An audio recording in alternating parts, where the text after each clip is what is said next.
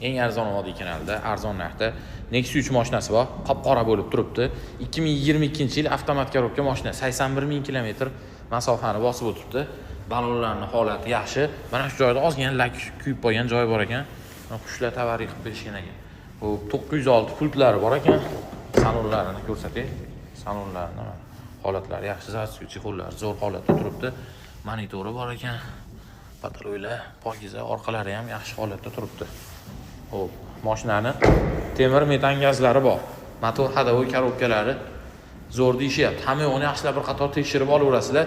Kraskalari ham toza, faqatgina shu karnizda pitnosi bor ekan. Karniz o'zi kirmaydi-yu, qo'shib aytib qo'yilyapti.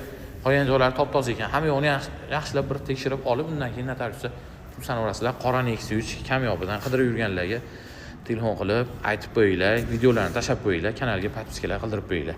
$9100 berib yuborlar.